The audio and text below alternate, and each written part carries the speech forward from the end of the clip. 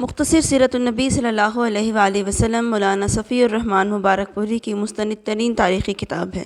اس کتاب میں رسول اللہ صلی اللہ علیہ وآلہ وسلم کے خاندان کے مختصر تعارف کے بعد آپ صلی اللہ علیہ وآلہ وسلم کی پیدائش سے لے کر آپ کی وفات تک کے تمام حالات کا مختصراً تذکرہ کیا گیا ہے۔ اس کتاب کو مزید دلچسپ بنانے کے لیے اس سیریز میں آپ کے لیے آڈیو لیکچرز ریکارڈ کیے گئے ہیں اور سمجھانے کے لیے تصاویر، ڈائیگرامز اور نقشہ جات سے مدد لی گئی ہے، تاکہ پڑھنے سے زیادہ دیکھنے اور سننے میں دلچسپی رکھنے والے لوگ اس سے فائدہ اٹھا سکیں، اور مصروفیت کی وجہ سے مطالعہ نہ کر سکنے والے لوگ بھی اپنے کام کے دوران اس کتاب کو سن سکیں۔ اگر پسند آئے تو ہماری اس کوشش کو سپورٹ کیجیے گا اور دعاؤں میں یاد رکھیے گا۔ ایپیسوڈ نمبر 2، مضمون پیدائش۔ آپ صلی اللہ علیہ وآلہ وسلم مکہ مکرمہ میں شیب بنی ہاشم کے اندر موسم بہار میں پیدا ہوئے۔ یہ دوشنبہ کی صبح تھی، ربیع الاول کی 9 اور کہا جاتا ہے کہ 12 تاریخ تھی۔ سال وہی تھا جس میں ابرہہ نے مکہ پر حملہ کیا۔ چونکہ وہ اپنے ساتھ ہاتھی بھی لایا تھا اور عربی میں ہاتھی کو فیل کہتے ہیں، اس لیے اس سال کا نام عام الفیل پڑ گیا۔ اس روز اپریل کی 22 تاریخ تھی اور سن عیسوی 571 تھا۔ پیدائش کے وقت دایا کا کام سیدنا عبد الرحمن بن عوف کی والدہ شفا بنت عمرو نے انجام دیا۔ جب آپ صلی اللہ علیہ وآلہ وسلم پیدا ہوئے تو آپ کی والدہ کے جسم سے ایک نور نکلا جس سے ملک شام کے محل روشن ہو گئے۔ پھر والدہ نے عبد المطلب کے پاس آپ کی پیدائش کی خوشخبری بھجوائی۔ وہ شاداں اور فرحاں تشریف لائے، آپ کو خانہ کعبہ میں لے جا کر اللہ تعالیٰ سے دعا کی اور اس کا شکر ادا کیا۔ اس توقع پر کہ آپ کی تعریف کی جائے گی آپ کا نام محمد رکھا۔ پھر عرب کے دستور کے مطابق 7ویں دن عقیقہ اور ختنہ کیا اور لوگوں کی دعوت کی۔ آپ صلی اللہ علیہ وآلہ وسلم کو آپ کے والد کی لونڈی ام ایمن گود کھلایا کرتی تھیں۔ وہ حبشن تھیں اور ان کا نام برکت تھا۔ اللہ نے ان پر بڑا فضل کیا، چنانچہ انہوں نے آپ کی نبوت کا دور پایا، اسلام لائیں اور ہجرت بھی کی۔ پھر آپ صلی اللہ علیہ وآلہ وسلم کی وفات کے 5-6 مہینے کے بعد وفات پا گئیں۔ رضاعت۔ آپ صلی اللہ علیہ وآلہ وسلم کی والدہ کے بعد سب سے پہلے ابو لہب کی لونڈی ثویبہ نے آپ کو دودھ پلایا۔ اس وقت اس کا اپنا جو بچہ دودھ پیتا تھا اس کا نام مسروح تھا۔ ثویبہ نے آپ سے پہلے سیدنا حمزہ بن عبد المطلب کو اور آپ صلی اللہ علیہ وآلہ وسلم کے بعد ابو سلمہ بن عبد الاسد مخزومی کو بھی دودھ پلایا۔ اس طرح یہ تینوں رضاعی بھائی ہوئے۔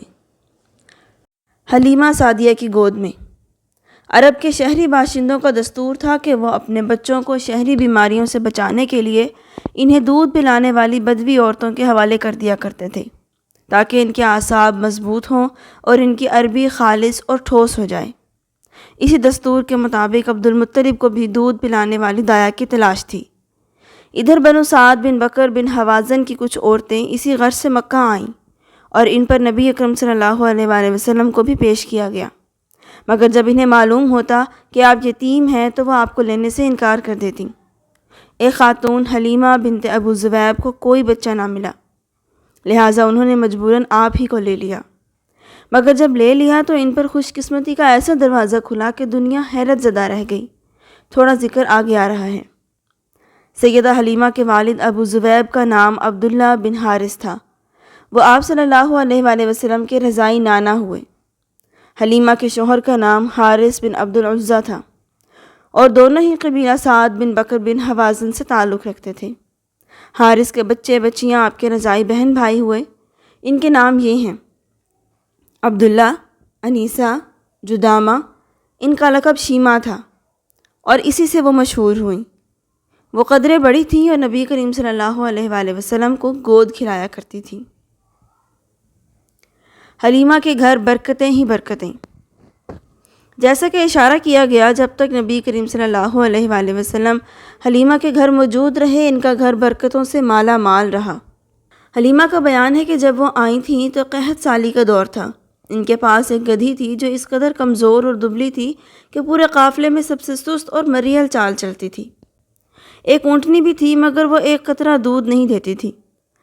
حلیمہ کا اپنا بچہ بھوک کی بے قراری سے پوری رات بلکتا اور چیختا رہتا، نہ خود سوتا نہ ماں باپ کو سونے دیتا، مگر جب وہ نبی کریم صلی اللہ علیہ وآلہ وسلم کو لے کر اپنے ڈیرے پر آئیں اور گود میں رکھا تو سینہ دودھ سے بھر گیا۔ حتیٰ کہ آپ نے شکم سیر ہو کر دودھ پیا اور آپ کے ساتھ حلیمہ کے بچے نے بھی جی بھر کر پیا۔ پھر دونوں آرام کی نیند سو گئے۔ ادھر شوہر اٹھ کر اونٹنی کے پاس گیا تو کیا دیکھتا ہے کہ تھن دودھ سے ابلا چاہتا ہے۔ چنانچہ اس قدر دودھ دوہا کہ دونوں نے خوب آسودہ اور سیراب ہو کر پیا اور نہایت پرسکون رات گزاری۔ مکہ سے واپسی پر سیدہ حلیمہ اسی خستہ حال گدھی پر سوار ہوئیں اور اپنے ساتھ نبی کریم صلی اللہ علیہ وآلہ وسلم کو بھی لیا، مگر اب وہی گدھی اس قدر تیز چلی کہ پورے قافلے کو کاٹ کر آگے نکل گئی اور کوئی گدھا اس کا ساتھ نہ پکڑ سکا۔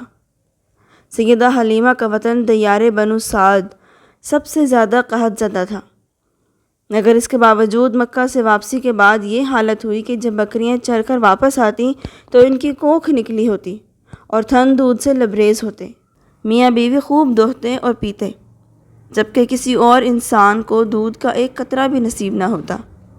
یوں اس خانوادے کو مسلسل خیر و برکت نصیب ہوتی رہی، یہاں تک کہ 2 سال گزر گئے اور مدت رضاعت پوری ہو گئی۔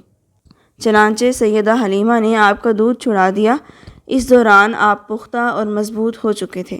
کچھ اور عرصہ حلیمہ کے پاس سیدہ حلیمہ کا معمول تھا کہ وہ نبی کریم صلی اللہ علیہ وآلہ وسلم کو ہر 6 مہینے بعد مکہ لاتی، والدہ اور خاندان کے لوگوں سے ملاتی اور پھر اپنے دیار بنو سعد میں واپس لے جاتی۔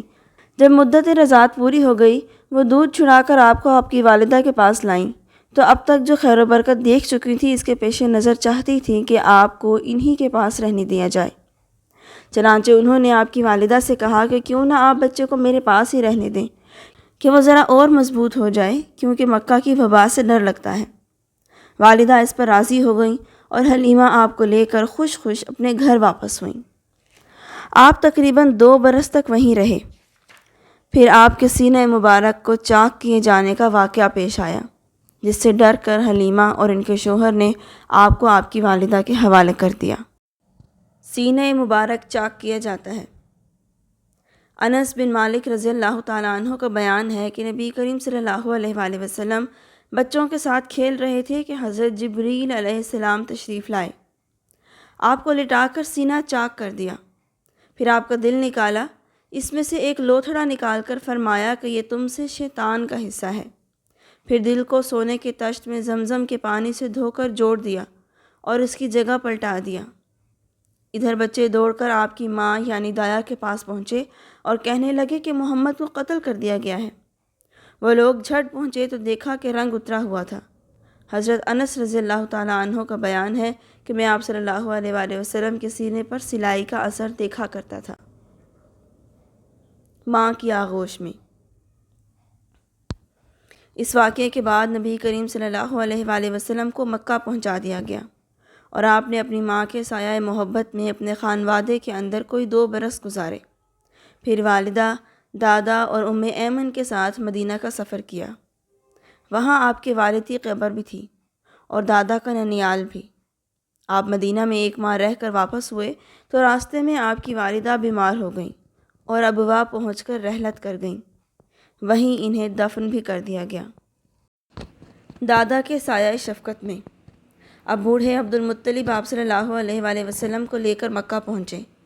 ان کے دل پر آپ کی اس نئی مصیبت کے احساس کا گہرا زخم تھا، چنانچہ آپ کے لیے ان کے دل میں ایسی رقت پیدا ہوئی کہ خود ان کے اپنے بیٹوں کے لیے ویسی رقت نہ تھی۔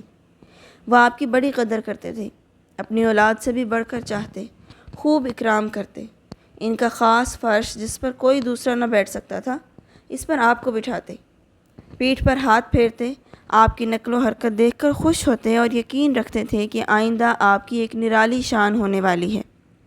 لیکن ابھی نبی کریم صلی اللہ علیہ وآلہ وسلم کی عمر صرف 8 برس 2 مہینے اور 10 دن ہوئی تھی کہ عبد المطلب بھی انتقال کر گئے چچا کی کفالت میں۔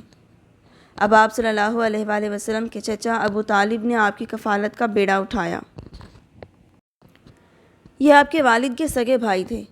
انہوں نے آپ سے خاص رحمت و شفقت برتی۔